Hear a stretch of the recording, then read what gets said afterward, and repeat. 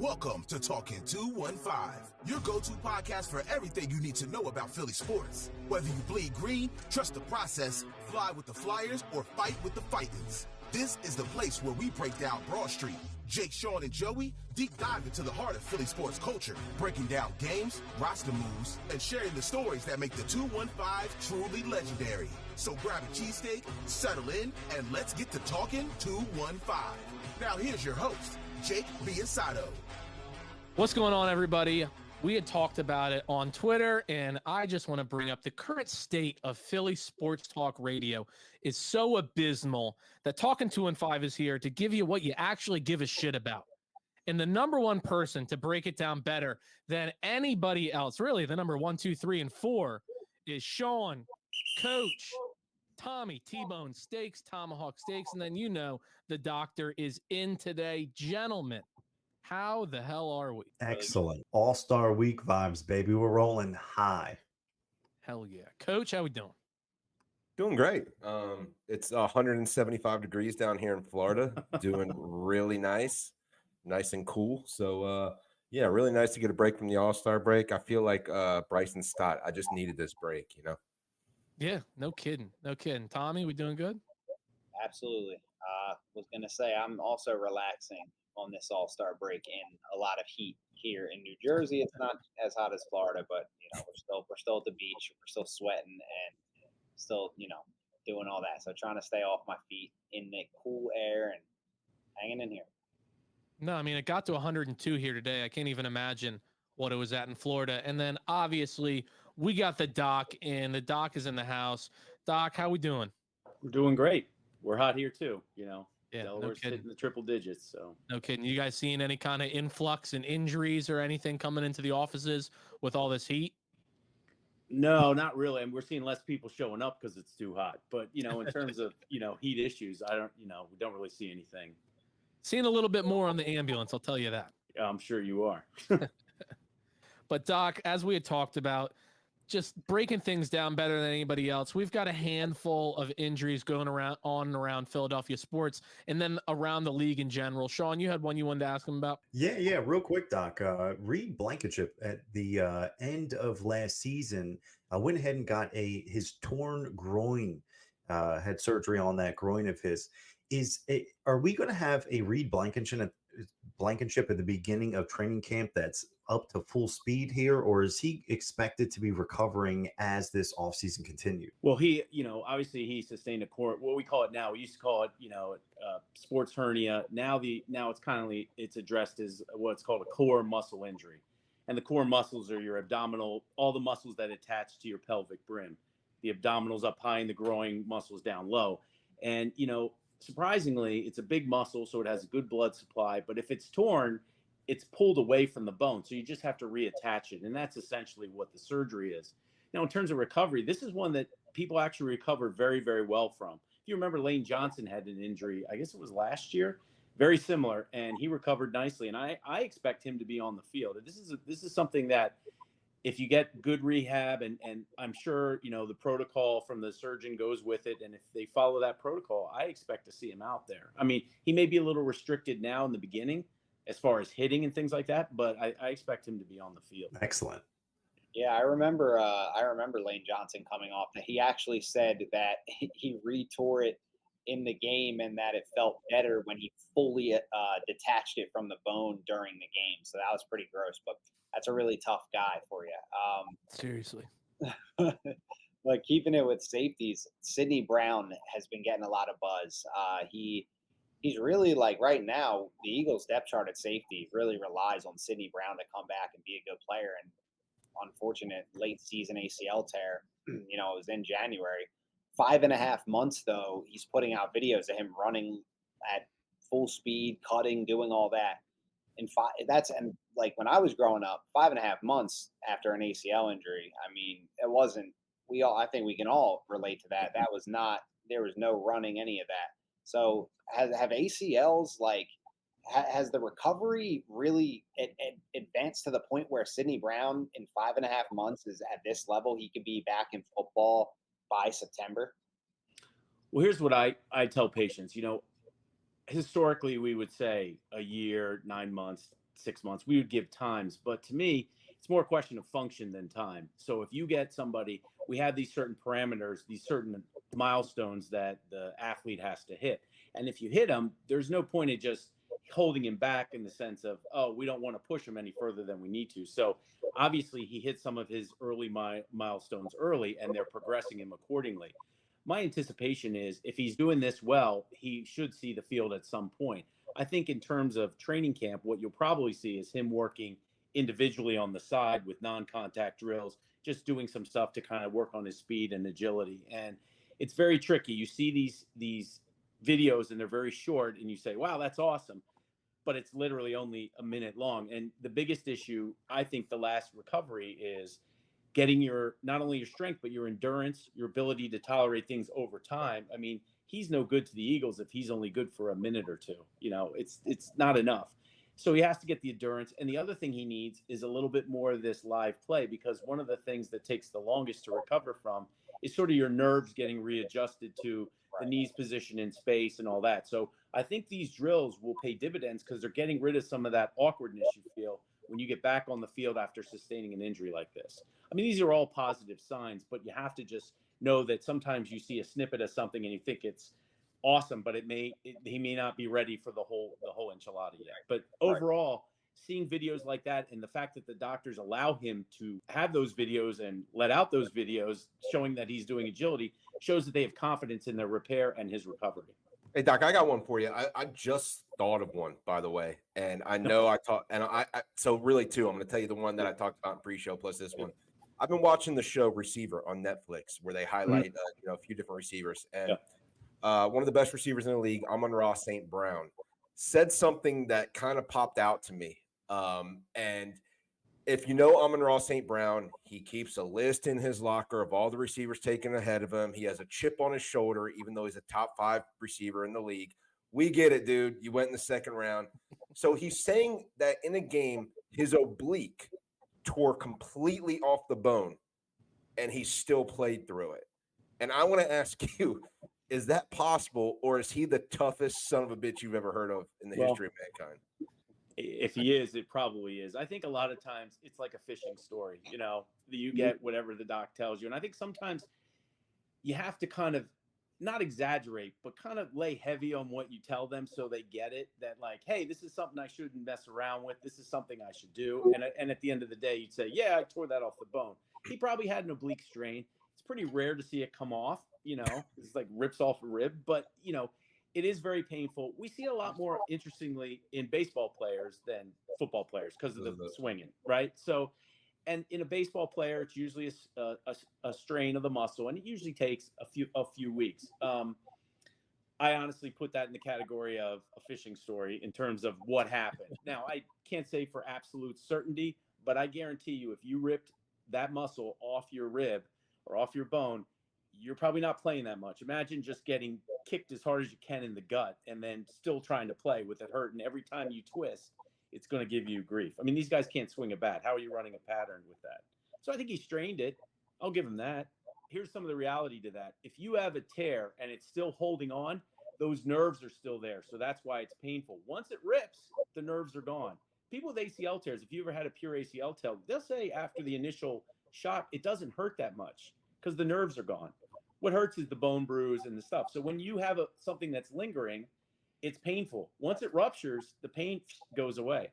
So, but that's different than what he was saying. Yeah. And Doc, my follow-up was, speaking of lingering, there's been pictures of Dak Prescott walking around, you know, on vacation and whatnot with a walking boot on, several pictures. And when he was asked about it, he was kind of snarky about it, saying, you guys don't know what you're talking about. This is normal. I'm fine. I'm 100%, not 99, not 98, not 97, but 100%. In your medical expertise and opinion, do people just wear walking boots for no reason whatsoever unless they have some sort of ailment? No, I mean, that's crazy. I mean, why would you limit? So here's the thing. There's got the 100% is BS. I mean, something's going on, whether he has plantar fasciitis or Achilles tendonitis, something is bothering him to the point where somebody told him, put the boot on. If you're in a boot, the downside of saying, well, what if he is 100%? If he's in a boot for a long time, his foot's going to get stiff. A lot of people that have boots for a long period of time, they get stiffness in their Achilles tendon, and because they're not moving the ankle, you can't walk around with that. And obviously, you're protecting something. He's not wanting to admit it because, for whatever reason, contract, etc. But I think that there is something going on, and he's not fooling anybody. Yeah. So, I mean, something's happening. I don't think it's anything serious, and I think that's what he was getting at. But 100%, he wouldn't wear it if it was 100%. Agree. So now, when you guys were talking about like ripping a muscle off the bone and everything, it made me think of Josh McCown, where the reports were that he ripped his hamstring off the bone in that Seahawks game. I mean, I don't know if he ripped it off the bone now. Regardless, he hurt it pretty severely, and that was one tough son of a bitch to go out there and play through it. I can say that he actually did. He ripped it. So the hamstring attaches to the pelvis, and it ripped right off. And we see that, and that is very painful. He didn't look that great before, and he looked worse afterwards. So it definitely affected him, his play. But yeah, that's what happened. That is accurate what he said. Damn, that's nuts. Because he had surgery for it afterwards. And Doc, something like that, like muscular or soft tissue, or basically not a ligament, we always throw the street term around, painkiller. Just give them a painkiller, and that's so arbitrary. It can mean a million things, right? Is that something that exists in the sports world when there's something muscular to where I need this to finish this game? It's I'm going to be injured and probably miss weeks after this, but I need to finish this quarter. Would you give me something to where I can finish this quarter? Well, historically, Toradol used to be the thing. It was a shot that you would give. It was an anti-inflammatory, a very strong anti-inflammatory, and it could help with the pain acutely. Players would get it like at halftime or before the game, what have you. For an acute injury, something that happens in the game, you have a couple options. You can try to do like an injection into the hematoma or to the defect, but you got to be careful because that affects the quality of the muscle. I don't know if you guys are old enough to remember what Jerome Bettis, or was it Jerome? It was Foster. It was a running back for the Steelers. Carolina. And they tried to numb up his leg, and they hit his nerve, and he couldn't play. That's the danger. Yeah, that's the danger. I mean, I've seen there's incidences in the NFL where guys have a strain in their chest, and they've dropped a lung on what's his name, the Taylor. So there is danger to that. The medication, all you're doing is, I tell people, when you have pain, it's your body's alarm going off saying, hey, this isn't right. So what you're doing with the anti-inflammatory is you're turning off the alarm. Toradol is very strong at turning off the alarm. So technically, you could probably get through a game, but A, you're going to pay for it later, and B, you might not even be physically able to, because if that tear is significant enough, it doesn't matter what we give you to knock out the pain. You physically can't do stuff because the connection's not there. No, I've given Toradol out on the ambulance a fair amount. And I mean, there's times where you get to the hospital and they're like, yeah, I'm feeling a good amount better. But again, that's like 10, 15 minutes into it. And I'm giving it IV, which is the fastest, most, it's going directly to him. It's going to hit him the hardest, hit him the fastest. And it's still taking at least 15 minutes before they really feel anything. And it's going to be probably close to 30, 45 before it's at its full effect. You're talking about giving these guys intermuscular injections of Toradol at a lower dosage because you have to, you're going to be looking at them not feeling better until the end of the game, really. Yeah, and I think when people say, oh, they're going to the locker room, they're getting medicine, a lot of times it's for, like, say, as opposed to a muscle tear. Let's say you have a shoulder separation. Well, you can inject numbing medicine into that joint, and it will feel like $1 million. That will get them through a game. But a torn muscle is hard to treat that way. So it depends on the injury. There are some things you can inject with numbing medicine, and it'll feel great for that game, finish out the game, and then deal with it. Nice. So, Doc, sticking with injuries, I want to bring up one of my guys, Ranger Suarez, huge Ranger Suarez guy. We're looking at him. He's thrown a little bit under 60 innings more than he did at this point last season. And in his past 3 or 4 starts now, he has just been having the Michael Mercado illness of meatballs. He is just tossing meatballs over the plate. We're seeing his velocity go down.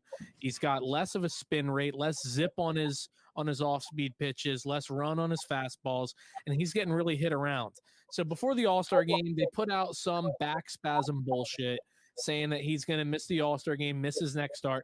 I think we can all agree that's just a made-up phantom IL. We say it all the time. When's this guy going to go on a phantom IL stint, whether it's to bring a guy up or to get rest without saying it or anything?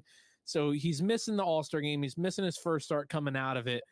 In your experience and your expertise, do you think 10, 12-day off break is really going to be enough to get him back to that Cy Young favorite caliber pitching? Or do you think this really is a fatigue thing? Or do you think, hey, he's a pitcher. Sometimes pitchers just suck for a stretch, and it's unrelated. Well, I think the concerning thing is the loss of velocity. So when we look at pitchers, if you lose velocity and you lose location, which is what he's doing, you have to say one of two things is going on. Either he's exhausted or he's injured. I don't think he's injured. So I think this is an overuse thing. And yes, rest helps, but the question is how much? And you really have to judge. I mean, it's almost like you don't want to say, I want to put him on a pitch count, but you want to kind of build him back up to that. I mean, he's had shortened seasons before. And I think that you sometimes, you do go through a period of not being well, but if he's truly having some discomfort associated with these outings or something, he probably needs to be shut down for a period. I think the All-Star break will help. Missing a start will help. But I don't know, like you said, I don't know if that's enough to totally right the ship. So, Doc, you've said multiple times on the podcast that throwing a baseball is one of the most unnatural movements a body can make. So, Ranger Suarez was thrown deep into October. Was it even early November, or was it just? Yes. It was up into early November, and then he was back throwing in February when pitchers and catchers reported. Is that 4 months enough with the body to get a full recovery where you're really starting back at square one? You're fully rested. Everything's back to its normal neutral state. Or are we really seeing issues where it's like, yeah, he was, pretty fatigued come the end of the postseason. And let's say that fatigue level was at a 90. And rather than getting all the way back to 0 in those 4 months, now he's already starting at 25. Right. If that makes sense, where he's already back up to 80s, 90s. Yeah. I think it based on two things. One, it's based on mechanics. If you're a sound mechanical pitcher, you're protecting your arm. The other thing is really your off-season conditioning. God knows what he does when he goes back to wherever he's from, and hopefully he's training, but that's part of it. You got guys that are very religious about it, and those are the guys that have very long careers because they're very good to their bodies and they're very, they know their routines. And I think he's trying to figure that out now. And I think it's a lot of innings, and hopefully he'll figure it out. I think he will. I think it's just, a lot of innings thrown so far. No, I got that. Doc, we greatly appreciate your time. And as everybody knows, this is Dr. Mesa from our friends at Delaware Orthopedic Specialists, 302-655-9494 or delortho.com. Can easily schedule an appointment with him or any of their wonderful providers. I don't know why anybody would trust anyone other than a specialist. Really appreciate your time, Doc. Oh, it's my pleasure. My pleasure. Hopefully it cools off soon. I think the storm's coming. Oh, I can hear it.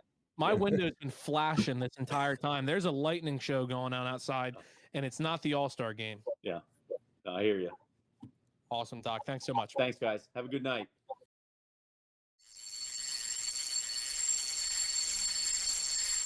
Any fisherman will tell you that is probably the best noise that you can possibly hear. You're sitting on the boat or you're sitting on the dock, you're reeling in your personal best fish, you got your buddy recording it, and what are you wearing but some raggedy old t-shirt that looks like crap? Why have that incredible moment ruined by not having on the best high-performance fishing shirt that you can get? That's where our friends at Tackle Up come in. Tackle Up is a fishing lifestyle and apparel company that is making some of the finest, highest quality fishing shirts I have ever worn. Also, we may have a Talkin 215 exclusive shirt on their website that you definitely need to check out. TackleUp.com. We know a ton of you go down to the Delaware beaches during the summer season, so when you're down there, you have to head over to Bethany at the corner of Atlantic and Garfield and check out Tackle Up's new storefront location, selling Grundens, Hoo-Rags, and of course, their incredible design of high-performance fishing shirts. Definitely check them out, and while you're there, tell them that Talkin 215 sent you. Dr. Mesa, ladies and gentlemen, holy cow, guy is just a wealth of knowledge. Really lucky to have him. Gentlemen, I'm going to ask you guys, what do you guys give a shit about in Philly sports right now? Man, whole lot of football, baby. Whole lot of football. It's getting that time. 1 week from training camp, baby. 1 week. Also, stinking, obviously, we all know, Talkin 215 was at training camp last year on the emergency medical staff and all. They completely switched medical staffs to a different company, contacted that company, and they tried to be all uppity of, oh, we already have a list of employees that are are reserved for training camp. We would hate, we don't need your 10 years of paramedic experience. I was like, screw off. So we will not be at training camp this year, unfortunately. Good Lord. Damn. We got to find another way to get in. Oh, I'm working on it. I'm working on it. We could just do what like the Colombian soccer fans did and just kind of make our way into there, whether it be through the ducts, whether it be jumping over the tickets. I was thinking tunneling. I was thinking tunneling in. Be tunneling up. Like, yeah, just tunnel in and tunnel right up into the right into. Try to get media credentials, man. This is a media outlet. Why do we need to sneak in or be on a health staff? Come on, this is your thing. This is Talkin 215. This is stand. I hear you. I hear you. And you know what? Sticking with that real talk. I'm not. I said I was excited for football, but I want to know if you guys agree with me. I want to talk some real football this season. I'm done with the hibbity jibbity stats, this and all that BS. I want to talk some real ball. So like, no hibbity, no jibbity. No hibbity, no jibbity, man. Come on. I only signed up because of the jibbity. Okay, I'm just gonna let you know if the guys know that now. Okay, I will have a little segment full of the jibbity. We always talk real ball on here, but I'm talking on Twitter. You always see so much nonsense, and I'm just happy to get on and be able to talk real ball. And at the end of the day, I really should just keep my quality opinions, which I kind of do, to this podcast. If you want to hear quality stuff, tune in, because that's what we got to talk about. And I love real ball. I love talking real ball with you boys. No, exactly. Like Let's some people do. Let's do it right now. Do it right now. You want to talk right now? Let's get ball. We're talking ball. All-Star game. This is our break. This is break from MLB. This is break from all that. This is ball time. Let's ball out. I told Jake earlier that I'm real passionate to unpack what I think has been a successful excavation of the Eagles' cornerback position. And I really love everything they did with it. And I think that it's so improved. I think people are not understanding yet how well they did with improving it. And I broke it down earlier. Over the weekend, I was looking at the depth chart. So on December 30th of last year, the Eagles had Darius Slay, James Bradbury, Avonte Maddox, Keely Ringo, Eli Ricks, Josh Jobe, and Bradley Roby on their roster as the cornerbacks. This year, they can go into that with Darius Slay remaining as corner one. James Bradbury gets replaced by Isaiah Rodgers at cornerback 2. And I think Isaiah Rodgers is going to be a heck of a player fighting for another contract in the NFL. Might not be here. He probably outperforms. It's the kind of guy I think you can go on a little run with. He gives you a great year. And Patrick Robinson action. Right. And he allows your young corners to develop at their own pace. Quinyon Mitchell and Cooper DeJean, the pedigree that they have as your two corners top coming off the bench is crazy to me. Like, that you're talking about those guys over Josh Jobe and Eli Ricks. Like, I just think the quality is insanely improved in terms of a prospect that really looks like they could develop fast and become future cornerstones of this defense. No, when you brought it up, and the nickel is the same thing. And then you retain Keely Ringo, and then that last spot, you don't have Bradley Roby. You probably need to keep a guy like Tyler Hall on the roster if he can really play that nickel, because you don't have much depth specifically at nickel unless you consider Cooper DeJean that. But yeah, I really just think they did a really good job setting this thing up, and it's going to be a great battle in camp just to see how it all plays out. No, when you said it like that, it just kind of like blew my mind. And it's been right in front of us the entire time. But when you're talking about, and some people, like, there's people that are huge Eli Rick stands and everything, like, oh, he's going to, and look, obviously we say all the time, like, even if there's guys that we don't think personally are that great, like, there's nothing we'd love more than them for them to be all pro players. Like, they're birds. Right. We want every single player on the Eagles to be an all pro.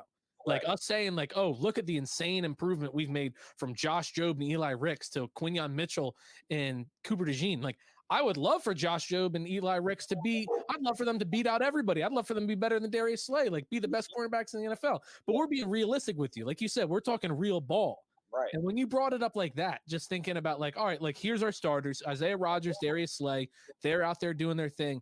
And then how many, I mean, we had a trivia question at one of our live shows Sean, where we were like, hey, the Eagles have had 15 different members play in the secondary, name 8 of them. And that was at like week 7.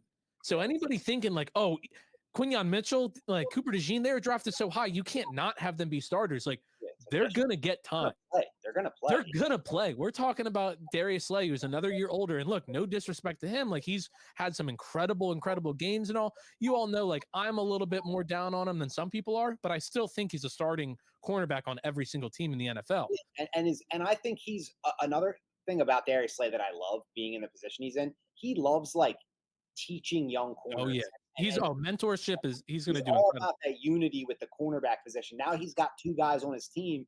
He doesn't have to go out because he's always on Twitter, and it doesn't bother me at all. I know it bothers some people, but he's like commenting how great like Devin Witherspoon from Seattle looks. Now he's got Quinyon Mitchell, who actually said he models his game after Darius Slay as one of the corners he looked up to. The whole room really fits together well. And like you said, we're not like trying to shade Eli Ricks and Josh Jobe, but being an undrafted free agent, like, it's very hard to make it in general in the NFL. And undrafted free agents, like, you can't think every single one of them is going to stick. So when I say it's quality, Quinyon Mitchell, Cooper DeJean, you're picking guys that were top of the class in college. And to be honest, I think one of the things people are going to say, fast forwarding for a year from now, Darius Slay, he's probably gone after this year, and Isaiah Rodgers probably outplays the 1-year contract and gets a big contract that we can't afford. And Quinyon Mitchell and Cooper DeJean come in, and they're now our starters. It reminds me of 03-04. Bobby Taylor, Troy Vincent out, Lito Shepherd, Sheldon Brown in. And I don't know if Cooper DeJean's going to be a prototypical outside corner. I don't necessarily think he can't, but I think he can be used a little bit in a versatile way. So maybe it's not exactly like it was before, but I think that it's similar, bringing the 2 young guys in and out with kind of the veteran guys. But we'll see how it all shakes out. I think the room's strong, and it got stronger. And I think people are sleeping a little bit on what this secondary could be this year. I keep seeing people talk about the weakness and how the defense didn't really get much better, and they lost Fletcher Cox. I think they gained, and Hassan Reddick, obviously, but I think they gained a lot. And the secondary specifically, they really dug up the entire thing and refaced it. And honestly, what's crazy is maybe not last season, but the year before that, this was like a standout group, right?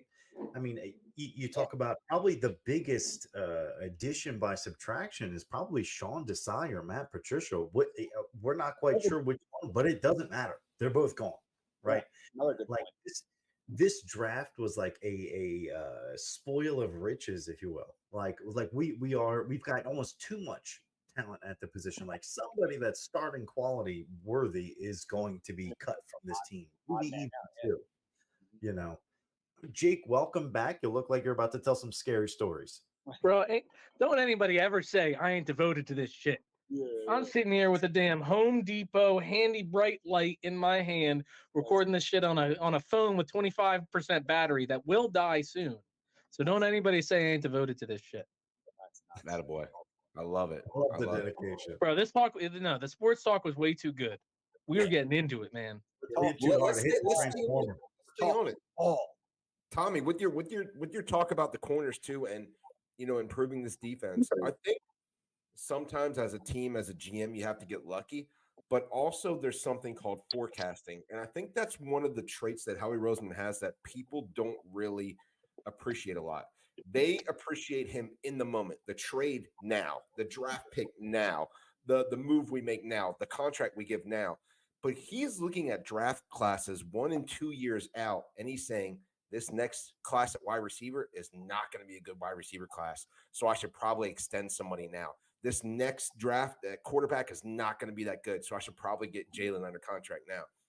You look at us going to the Super Bowl. We lost, but a Super Bowl team ended up getting the best defensive player in the draft in Jalen Carter the following draft. That doesn't happen, okay? That doesn't happen. And then he saw that the very next year was going to be an offensive heavy year, right? Offense with the skill position players, the wide receivers, quarterback heavy, the offensive linemen. And he said, this is perfect for us because we're probably going to get some defensive players to trickle down again. You got the best corner in the draft without moving, changing positions, anything like that. So forecasting is such a huge part of that. And we've done draft shows here on Talkin 215. We've done mock drafts. We've talked about it on Twitter. 2 years back to back in these draft cycles, and I say we get Jalen Carter, Nolan Smith, Cooper DeJean, and Quinyon Mitchell. You're thinking to yourself, what future first round picks did we give up? What did we trade Devontae Smith or Dallas Goedert? Who did we give up to be able to get these guys that were so highly rated on everybody's board?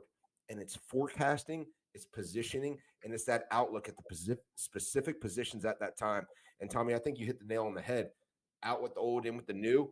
You don't have to automatically do it right now, but it's such a smooth transition. It's that transition period where, hey, you're retiring, but we're going to let you train this employee for your 6 months until you go on your leave, and then we're going to pay you. I just think it works out nice. Yeah, and to be honest, you're selling it a little short because you're not even talking about, when you're talking about forecasting. I also like what you kind of just alluded to there. What I talked about is the ability the Eagles have to not force their rookies in. So they forecast well, and then what I say is they insulate their rookies. They put them kind of in a position where it's like you have veterans around you. You have guys that are going to start and play and show you how to do it. You're going to be able to contribute and get on the field, but you're not going to have to do that right away. And then it's able to make that transition. So it's like forecasting the market, like you're saying, and then it's still putting them in a position where they're like your first round picks are backups because you already are loaded at these positions, but they could be on their way out, like you said. So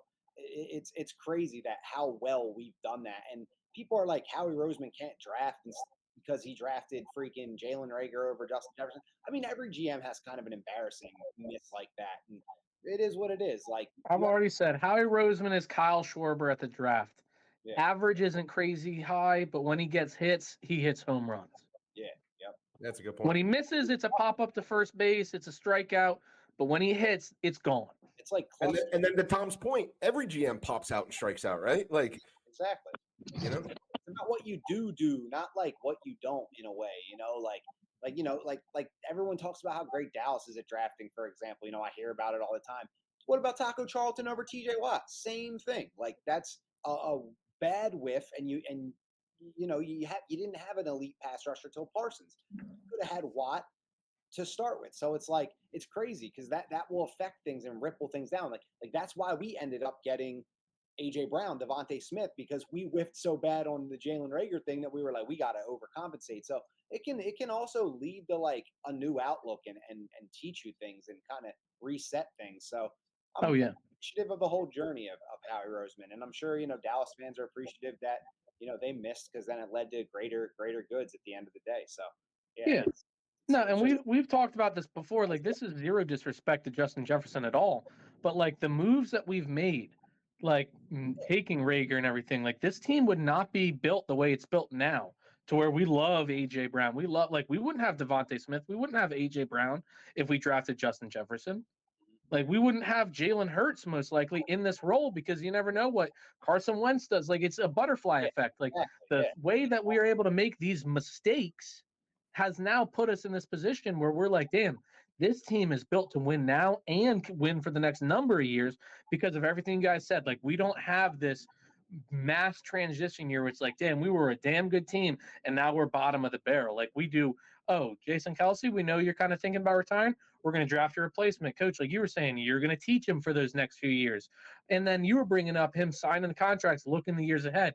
Not a great wide receiver draft. Now let's extend these guys. Not a great this. Let's do this. But also, let's talk about the timing of these extensions.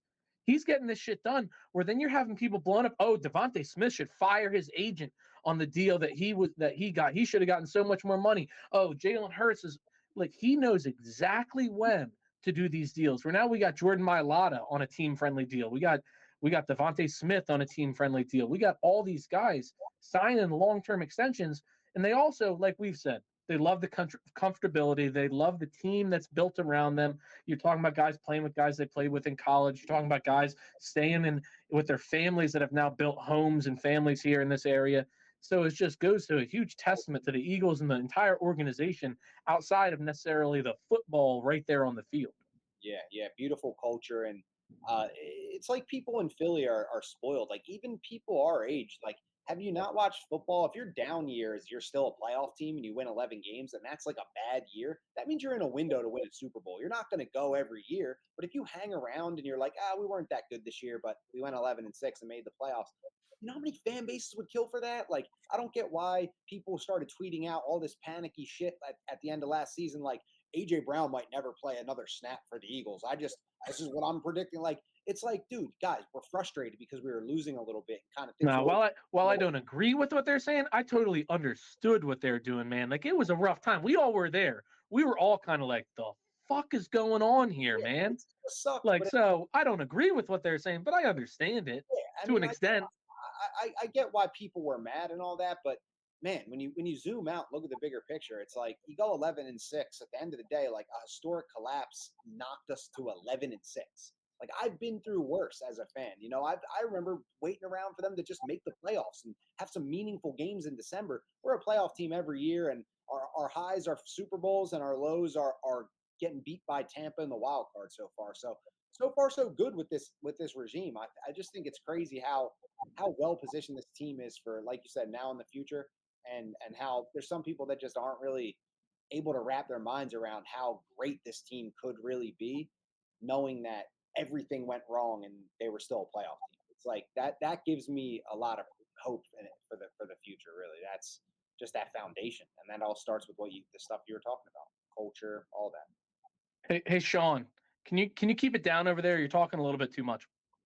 I just can't believe that we likened Howie Roseman to Kyle Schwarber. Like, what more can a GM do? Like, you know he's not going to bat 1,000, right? We have. I was just saying in the draft.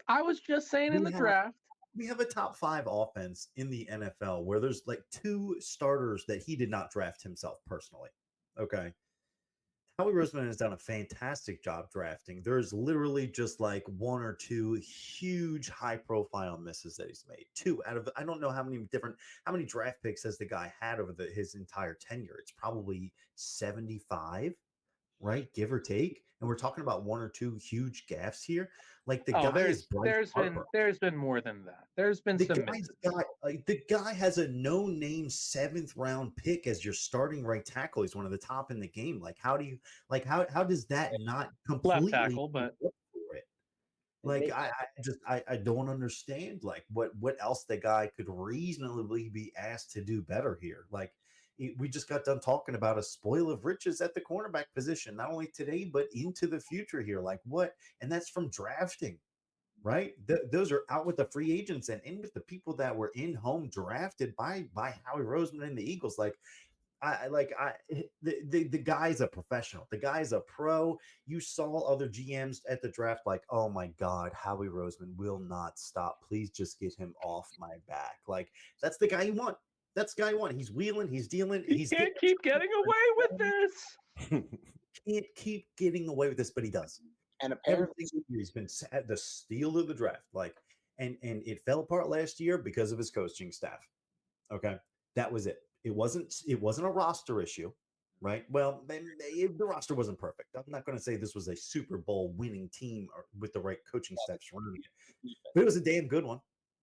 Right, to be that offense could have been a Super Bowl offense with the right coaching staff, with the right play calling. I mean, we're talking about an offense that was completely handicapped. Like, you're asking people to do stuff that makes it so much more difficult for them to get their jobs done. I mean, they made that offense so much more difficult than it needed to be, without also making it just like their excuse of, oh, we're trying to just make it so easy. And nobody ever was coming out there and saying that, but that was kind of the reports that people were saying, like, oh, they're making a very simplified offense and everything. And I kind of said it last year where I thought that their philosophy, their mindset was, we're going to win on skill over scheme. We have so many great players that we can win on skill alone. We don't need to coach into the game. Over Sirianni. Right? The ability to assemble a roster is so much greater than our ability to actually coach that roster. We're going to win 10 out of our first 11 games, okay? And then it's going to take the coaching of the other teams over the course of the season, 11 weeks to get a handle of what the Birds are going to do. And then when Christian McCaffrey can actually like call out the plays as far as what they're going to do next on live television, that's when the other teams are going to catch up, right? because eventually the NFL is going to catch up to whatever it is Yeah. that you're doing. And we just didn't have the staff that was smart enough to implement changes to adjust to their adjusted game plans. So Yeah, I mean, I think we can all agree Kellen Moore is a proven, much smarter and a proven offensive coordinator compared to Brian Johnson. And then I think we all can say, if you're talking about just intelligence in coaching staffs, Vic Fangio has got to be one of the most intelligent defensive coordinators in the NFL right now. I think it goes even higher than that. Sorry to cut you off, Tom, but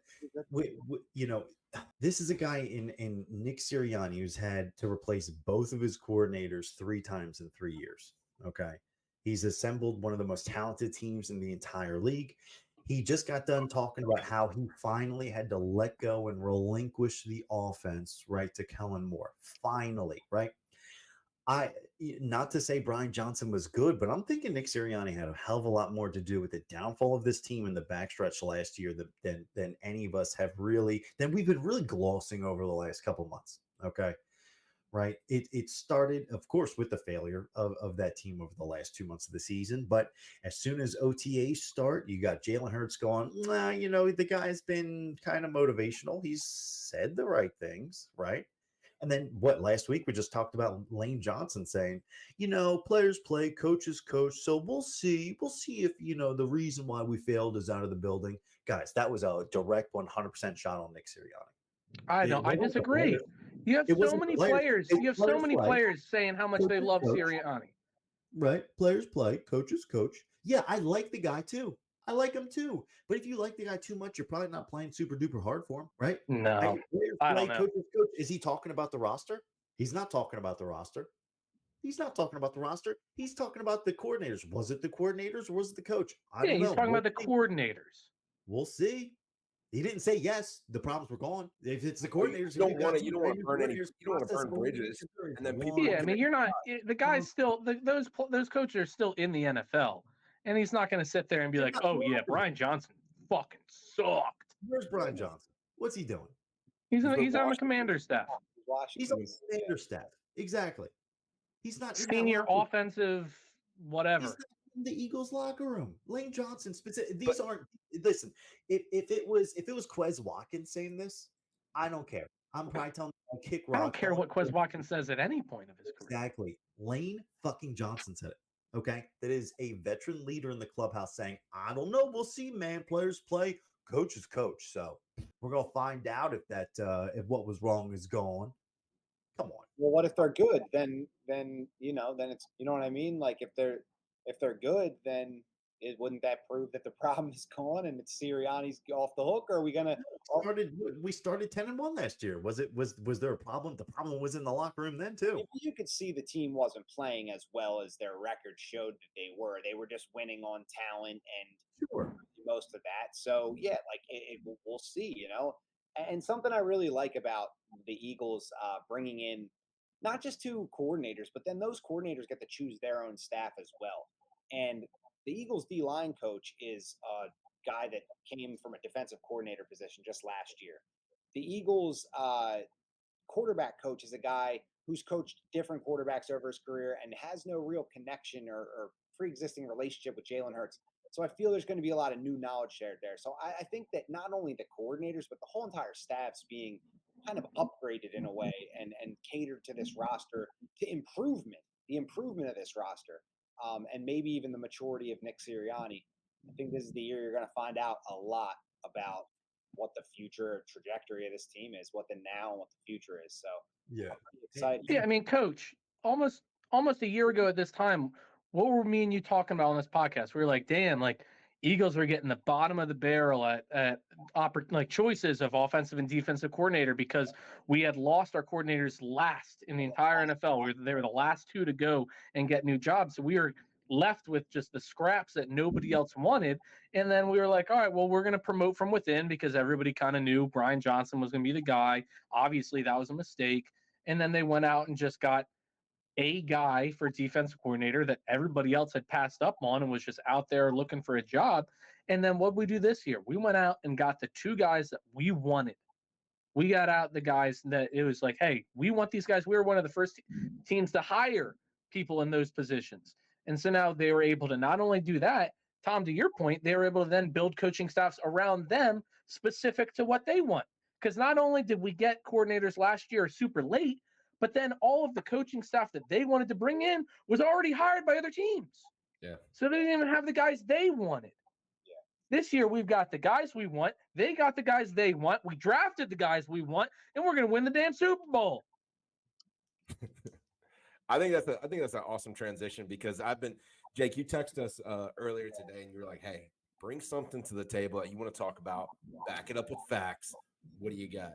And part of what I did was a little bit of Kellen Moore stuff, but I really want to talk about,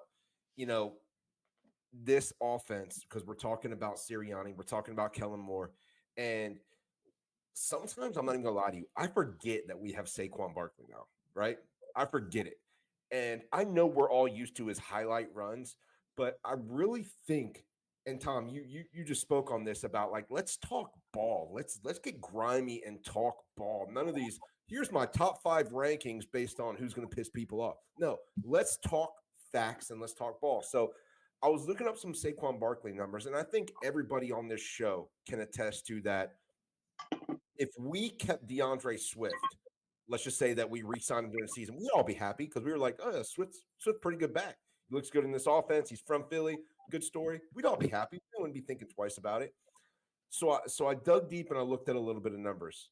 And we all know that the offense Swift played on and the O-line he played on are night and day compared to the Giants that Barkley played with, right? So DeAndre Swift had almost 700 yards last year before contact, prior to being touched. 600. Saquon Barkley had 500. That's a 200-yard difference, guys. People talk about the NFL being a game of inches. That's 200 yards before someone even touches you. And they play the same position in the same division, playing against the same opponent. How many yards are there on a football field? There's 100. Oh, wow. There's 100. So get that. So try to stay with me if you guys are halfway decent at math. Try to stay with me here. We have 200-yard difference. It's like 191, by the way, not 200, but we're rounding up. 200-yard difference before contact. Now let's go after contact. It's 355 for Swift and 453 for Barkley. So a 100-yard difference in yards after contact, positive for Barkley over DeAndre Swift. So you're looking, when you look at 200 yards before contact and 100 yards after contact, that's a 300-yard difference when we're talking about when you get hit and when you don't get hit, right? Based on these two teams. So we have a 300-yard buffer based on contact. Both of these players ended the year with only an 86-yard difference. You have 300 yards based on contact. DeAndre Swift outrushed him by 86 yards. Here's the kicker, though, guys. DeAndre Swift did that in 16 games. Barkley did that in 4. So what I'm trying to say here is, I know everybody likes to say, Barkley's washed. Giants fans will say that. Or, Dallas fans are trying to say, like, oh, this, oh, that, whatever.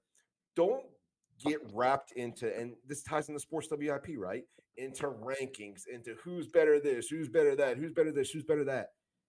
The proof in the numbers that I just gave you showed a guy fighting for his life. And every Eagle fan would have taken DeAndre Swift if we re-signed him. And here this guy damn near had the same amount of rushing yards in 2 less games. And he had 200 yards difference between when he got touched and when DeAndre Swift got touched. And guys, this is where I like to dive deep in as a nerd and see what's going on. We talked about bringing in Kellen Moore. And I think what people talk about, WIP, people on Twitter, is, oh, motion helps Jalen Hurts be able to read the defense. Yeah, I get that. He's able to spot things. But there's different types of motion, and we never talk about that. We think all motion's created equal. There's shifting sets where you're set, you shift, and then you set again. There's motion where you set and then you hike the ball. Then there's motion during it, and you snap it as the person is still in motion. These are all 3-4 different types of quote-unquote pre-snap motion. And the main thing this does, other than give Jalen Hurts a look at the defense, is it does not allow the defense to adjust. I cannot audible If you send a guy in motion, now all of a sudden I'm getting ready. Is this guy bumping down, whatever? And you hike the ball. Do my keys change? Do I bump down to the tight end? Am I a man on him now? If the guard pulls, do I still have that responsibility? If I see them run a boot, but my man was responsible for tight end on backside, am I shifting? Did my defensive end get that signal, get that key? Is this corner going to bump down, or is he going to stay back because he got my cover 3 fire call? All that stuff is with motion. And guys, guess what? When the defense is thinking and not playing, that opens up holes for that guy, Saquon Barkley, who didn't have 200 yards prior to contact. That opens up holes for Jalen Hurts, who could use his athleticism and legs. And, oh, yeah, guess what? That allows the middle of the field for our guys, A.J. Brown, Devontae Smith, Dallas Goedert, to eat. So don't just think motion is just motion. Realize that is an advantage for more than just letting Jalen Hurts know what's going on. The defense is not able to audible. The defense is not able to adjust. The defense is not able to disguise. You saw what happened when people did that to us and we had no clue what was going on. Now it's our turn to flip the script. So be on the lookout for that. I love that. I love hearing a breakdown of Saquon, because it's funny. Back in 04 when we got Terrell Owens, it was like the biggest thing ever. And when we got AJ Brown a couple years ago, it was huge. It's like we're jaded to this now. We got Saquon Barkley. I mean, I looked at it even simpler, more digestible. I love the deep dive on the Barkley and the before and after contact stuff. I just looked at it like Miles Sanders and DeAndre Swift got paid based on having career 1,000-yard rushing seasons. They're only of their career with this Eagles team, with the weapons we have, with the O-line we have, with Jalen Hurts. Saquon Barkley was the only thing the Giants had. Quarterback was trash. O-line was trash. No threats at receiver. And he had 3 1,000-yard seasons in generally 5 years, because one of those 6 years that he's been active, I think he tore his ACL and he was out the entire year. So in like 5 seasons with the Giants, with that putrid team where we know they're nothing close to us, Saquon had 1,000-yard seasons 3 times with being the sole focal point of the offense. So I just think it's like him being another guy here, and we're just like, oh yeah, we got Saquon Barkley. Like, I think it was you that said you almost always forget we have Saquon. It's like easy to, you're like, oh yeah, Saquon Barkley, like just another superstar player that comes to Philly. Like we're spoiled. This is what I'm talking about. When did that happen though? Like when did that happen to where it's like superstars are coming to Philly? It was always like we were the city that we were always in the hunt. Yeah. And they chose somewhere else. Dude, social media, I'm telling you, like we carry this shit because people see how crazy the fan base and the culture is. Like, I really believe it. Like, social media made Philly sports, like the Eagles, like better. Like it really did to me. Like it's great. Darius Slay's wife's like tailgating. He was in a contract dispute and she tweeted something like, I'm gonna miss the tailgates. And next thing you know, he's back on the Eagles. I'm like, oh my God. Like tailgating made her want Darius Slay stayed with the Eagle. Like it's crazy to me. Like I really do believe that it's the culture of the fans and the city and the team, and I just think it's like one of the premier organizations in sports. As much as, and even with other teams, like we get superstars in our other teams too, because there's just something about like this fan base and culture that the standing ovation for Trey Turner. I mean, look what that did. Like the power of fans, the power of that stuff, and you get the fans, you get the players that appreciate that want to come and be loved. But then you get like the grimy blue collar workers that are like, yeah, if I'm playing bad, I want you to let me know about it. But guess what? I know you're going to cheer just as hard when I do good. So it's there. And the guys that love that, they work the best in the city. Like, oh yeah. And the guys that we don't want them here anyway. Yeah, exactly. Like Steven Nelson bitching about how it was so mentally draining. Like, dude, not even a thought. Like we didn't. I mean, I'm sure every stadium they say shitty things to people. Like, well, we weren't like focused on Steven Nelson. Like, dude, you were like a fucking decent corner for a year. Like, pardon my language, but no, I actually liked Steven Nelson. That disappointed me because I was a big fan of Steven Nelson that year. It kind of disappointed me with that comment, but yeah, I don't know. I mean, some guys just hear a couple nasty things and they jump to that, but no. And then you have guys that like have been very adamant and very outright, like Lane Johnson and why am I blanking on his name? One of our best guards that retired the past couple of years, Dickerson? That took games off for mental health reasons and everything. Brandon Brooks. Yeah, Brandon Brooks. How could I? Yeah, but like these guys that are like great and really helpful and pioneering stuff in the men's mental health field, like they still love Philadelphia and are very outright. But like Lane Johnson will tell you, if he plays bad, he's going to have people screaming at him and everything. But it's just like he knows the city, he loves the city, and just is made to thrive in this kind of atmosphere. And all you need is like one bite, like one guy to bring that aura, and then you get all their connections, right? It's kind of like how Fangio and Kellen Moore assemble these coaching staffs. Like they have these great connections with experience. It's same with like players. Like Jalen Hurts has all these crazy connections. Like he's boys with AJ Brown and Bryce Harper and Trey Turner were friends, and like it's like you get these superstars, and then other guys want to come play with them. So it's like it really like is magnetic. It's like a gravitational thing, and we're just in that era right now in Philly, and I love every second of it. I mean, as much as I hate the Knicks, they're doing the same thing. Yeah. They're getting all their boys from Villanova, all the guys that are on their podcast, and look, as much as I hate the Knicks, how cool is that to play professionally with your boys that you either played in high school or college or coming up with? Like that's got to be the coolest feeling in the world. And then establish yourself as a star. You can quote unquote like recruit and be like, bro, come on over here. Howie pays us. The fans are great. Like, and we're competing for a championship every year. What's not to like?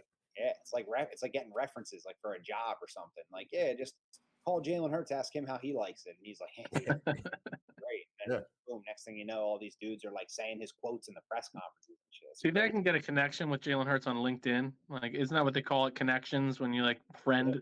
Yeah, I'll try to get Jalen Hurts on LinkedIn. Sean, do you have anything that you really give a shit about before we go into final thoughts? No, I mean, really, I alluded to it a little bit earlier. I mean, I think the veterans of this team really are out on Nick Sirianni. That's the biggest thing. My biggest takeaway.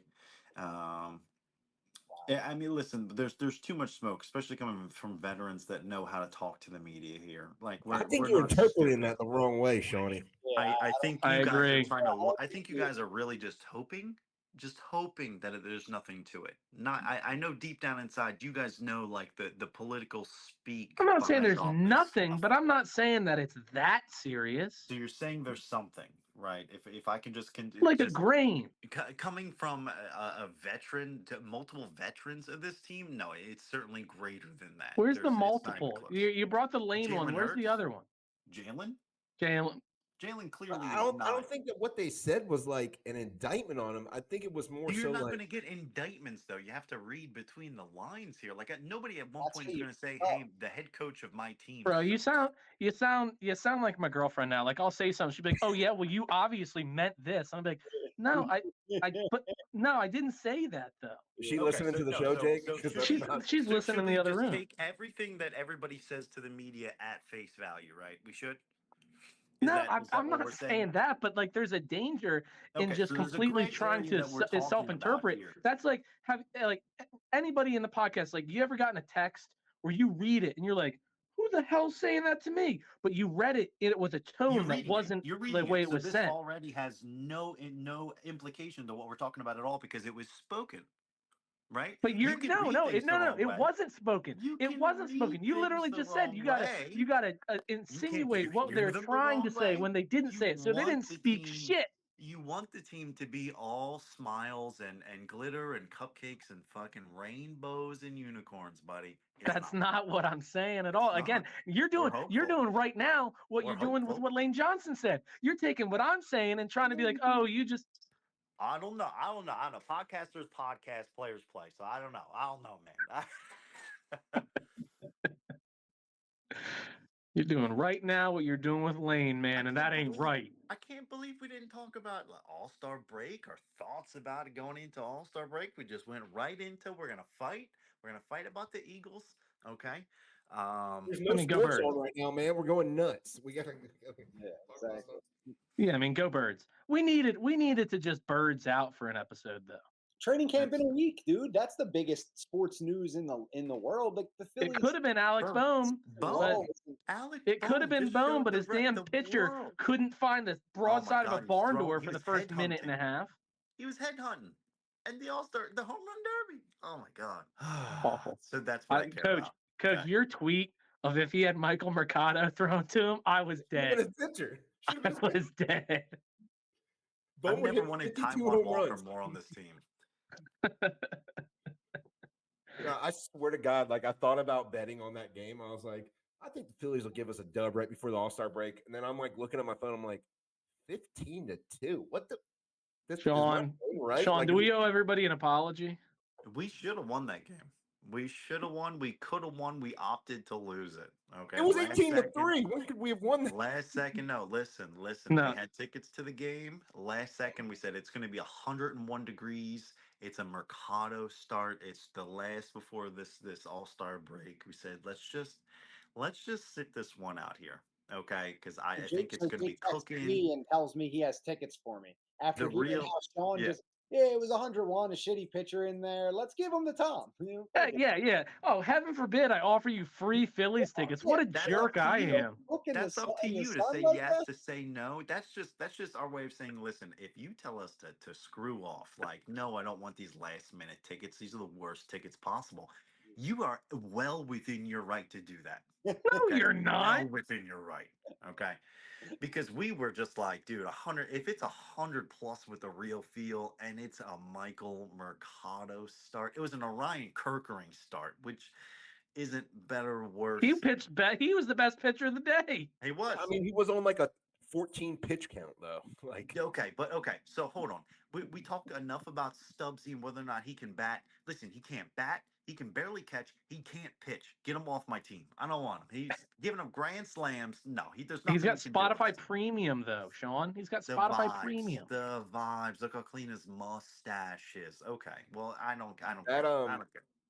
that trying to give tickets to Tom for a 100-degree Michael Mercado game, like right before the All-Star break, and I know I've said this before, reminds me like before like social media and like player announcements and injuries came out, like I flew to Philadelphia for an Eagles-Giants game, and we had Vic and Nick Foles at the time.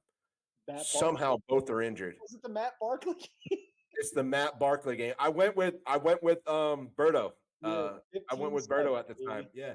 And we're like, who is that running out in quarterback? And I'm like, oh, dang, Vic's not playing. All right, so I'll take Foles, whatever. Nice consolation prize. I'm like, that's not Foles. And it's Matt Barkley during the Chip Kelly era. And then I'm like, you know what? It's okay. Our defense will hold him. The Giants offense isn't that good. You guys remember the Victor Cruz coming out party game against Namdi? The 3 touchdown and like 160. That wasn't the same game. It wasn't that? Nah. Wasn't the same game? Well, then this was Brandon Jacobs doing a wheel route on Casey Matthews. That was a home opener. That was not that game either. That This wasn't game, either. The Matt Barkley game. Damn. I've been to a lot of losses. Okay. So the Matt Barkley. You're Matt talking with Barkley Tom. game- I was there. Stakes. I know. The Matt Barkley game, we lost 15-7. They kicked 5 field goals, and our only touchdown was a Najee good punt block recovery in the end zone for a touchdown at the very end. You're blowing my mind with this because, like I said, it was hot that day. It was Matt Barkley. We lost to the Giants. And by the way, like I lost that Brandon Jacobs, Casey Matthews games. I was at the victory. I only go to losses. That's all I do. Like I only go. So Well, Sean and I mean, to wrap it up, Sean and I only go to wins. Sean and I together have never been to a losing Philadelphia sports game through all franchises. And so we owe the city of Philadelphia, we owe everybody an apology for the loss with us being like, nah, we don't want to. If we went, they would have won. They don't lose when Sean and I are there. Even when it looks bleak as hell, they have their miraculous comeback. We were there for the Stott walk-off home run after the Harper game-tying grand slam. We were there at the Atlanta Falcons-Eagles divisional game. We were there at a bunch of great games, but we always are there for wins. So at the end of the day, we're sorry, Philadelphia, that we cost you that one. So we're going to see how these powers combine because Jaguars-Eagles, if we're all going to that, like an unstoppable force meets I need an to see how immovable this goes. Like, is the game going to end in a tie? What's going to happen? Did the football gods know that we're all there? It's going to get rained out, just like the last time you came up here. It's going to We rain won, though. its We ass won, off. though. We won, though. That was We the did. worst weather game. Yeah. I think Yep. Philadelphia, like, Worst was awful. dead Yeah, ass. it was awful. It was Yeah, so and were also, inside. I'm never going to the South Philly Chickies and Pete's to watch a football game ever again. No, was we bad. did once. That was it. One and done. Awful. Awful. Could you describe that experience? Because out of all the shit that I've done, I've never done that. Well, why was it bad? Well, I thought that place would be kind of cool, but They had all of their TVs except for like 2 of them streaming the game on, I don't know what they were streaming on, but then they had two little TVs that had probably a 15-second faster just like feed than everything else. And so at like the midpoint of the second quarter, everybody kind of realized it, and they never changed anything, no matter how many times we brought up, hey, like those TVs are quicker than everything else. So you're watching on a 28-inch TV, and everybody's now huddled around it. And so even if you're trying to ignore it, you have half the damn bar celebrating or booing or anything off of this little ass TV, and then these 857 other 85-inch TVs all give you the stuff 30 seconds later. Oh, And crab fries are incredibly overrated. They're the cheapest crinkle cut freezer fries dropped in Old Bay and given melted American cheese. No. I didn't ask for that. I didn't ask for the crab fry slander. Don't do that. I like the crab fries, to be fair, but it was I'd scarf them down. It was a whole. I'd scarf them down, but for $15, I'm like, okay, come on, rein it in here. You're paying for nostalgia more than anything. For those of us who grew up going to the games, eating the buckets of crab fries, like I get a bucket every time. They might as well. I love it. Those things, because oh my gosh. This episode is not brought to you by Chickies and Pete's. It's not. I think we lost that sponsor. Yeah. No. But I'm just playing. Crab fries are what they are, especially when you get them at the games. They're usually soggy. But yeah, I did you guys get your tickets to the Jags game? Because once it got announced as Kelly Green, that the prices shot up. Not yet. I already know it's going to be insane. Do you guys sit? Joey? Do you sit like do you like sitting close up, or do you usually just get in the stadium kind of thing? Man, honestly, like I usually just I text Berto and I'm like, man, where we sitting? And he normally is like, let me talk to a guy that talks to a guy that talks to a guy that can talk to a guy. And then we end up sitting in the Goodyear blimp, and he's like, trust me. And I'm like, okay. But but to me, coming from Florida, I go to 1, maybe 2 games a year. So like that's my Mecca. You know what I'm saying? So I don't care where I'm in it. I'm in the link. So I'm happy regardless. But yeah, you guys won't find me in any really nice seats, especially if I'm dependent on one of my boys to kind of take care of that. We'll talk to our friends over at Delaware Orthopedic Specialists, see what they can do for us. Okay. Oh, I've seen Doc on TV, so I know his seats are pretty legit. He's sitting there dapping up Mike Trout after touchdowns and everything. Oh yeah. Yeah. All right, gentlemen. Final thoughts, Tom? My final thought is that I've saved, let's see, based on when I bought these tickets, I've saved over $2,000 on Eagles tickets this season by buying them when I bought them, knowing how to play the market, and like I'm basically a stock trader on stuff. Yeah, Tommy day trader over here, robbing people blind for these seats. I catch them in the most vulnerable moment and strike like a cobra to get the seats, the tickets. We had a few games this year, boys. I can't wait. Can't wait to see you guys all at the Jags game. That's like my game of the year pick. Sunday Night Football, always great. Kelly Green, can't get any better than that. Doug Peterson, I'm starting the chant. Doug, I don't like the guy. He's an enemy this year. No, I love him, but he's an enemy this year. And that night, I'm going to be seething to beat him. So that's my final thought. There you go, Coach. My final thought: Bryson Stott, get your head out of your ass and go back to your old swing. I'm tired of this new approach, new swing bullshit. It sucks, and so do you currently at the plate. If we want to make a World Series run, I need the old Bryson Stott back. It's not wrong. Sean. Final thought: Ranger Suarez. I don't want to see your family watching you play another game ever again. Leave them at home. Look, it works for Liam. It does not work for Suarez Jr. Final thought: look, power out, but talking to him 5 stays on.